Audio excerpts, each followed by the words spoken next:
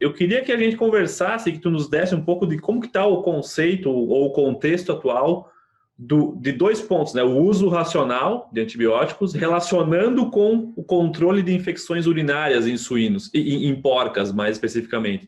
Como que é o passado disso, como que é o presente e algumas pinceladas nesse tema, professor? Tá, excelente questão.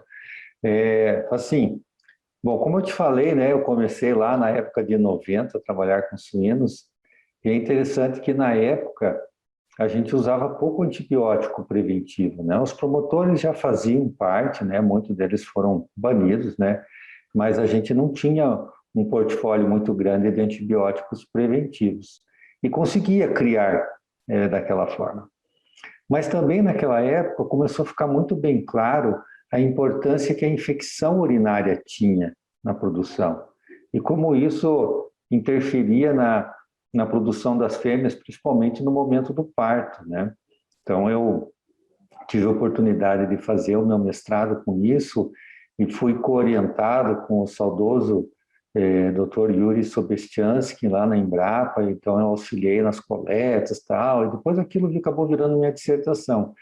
E um dado assustador era que tinha granja que tinha mais de 60% de infecção urinária, e a média era na faixa de 29%.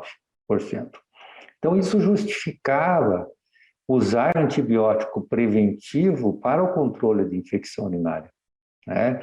Então, de lá para cá, tornou-se, né, padrão as empresas usarem antibióticos em 4 pulsos anuais ou durante toda a ração de lactação com medicamento para infecção urinária. Paralelamente a isso, eu não sei se esses fatos estão correlacionados, mas o que se observou é que, de lá para cá também, nós passamos a usar muito antibiótico preventivo para várias outras enfermidades, fase de creche, fase de recria e terminação. Então, quando eu trabalhava com suínos lá, a gente usava lá um ou outro antibiótico quando dá problema na creche, né? Por exemplo, quando estourava uma doença do edema, depois veio o óxido de zinco, auxiliou no controle dessas enfermidades pós-desmame. Eu não sei até onde esses fatos estão ligados, mas para mim, assim, é uma hipótese que eu tenho, não sei se um dia alguém vai conseguir comprovar ou não. Quando nós passamos a usar antibiótico para as porcas, para controle de infecção urinária, e fomos, de certa forma, felizes nessa decisão, nós passamos a desequilibrar a microbiota das porcas, tá? E com isso, passou-se a ter um leitão mais dependente de antibiótico nas fases após o desmame. Por quê? É a microbiota da mãe que coloniza o leitão e é a microbiota em qualquer ser vivo, né? É a microbiota que regula o sistema imunológico. Se nós bagunçarmos a microbiota, desregulamos o sistema imunológico e temos um animal mais dependente de antibiótico. Isso acontece tanto com uma criancinha que toma muito antibiótico ou com um leitãozinho e que nós temos aí, por exemplo, a mãe sob efeito de antibiótico, o leitão também sob efeito antibiótico na fase de maternidade.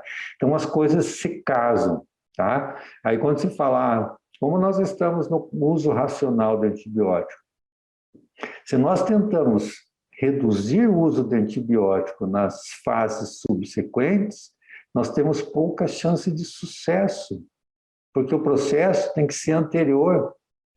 Então, quero usar menos antibiótico na creche, na recria e terminação. Opa, então, vem cá, você vai começar fazendo a lição de casa com as porcas, reduzindo o uso de antibiótico preventivo ou, eu prefiro um verbo mais contundente, abolindo o uso de antibiótico preventivo nas porcas. Vamos usar antibiótico para curar infecções, naquelas que sabidamente estão doentes, e aí nós conseguimos passar para o segundo estágio, que daí é fazer o uso racional nas fases subsequentes.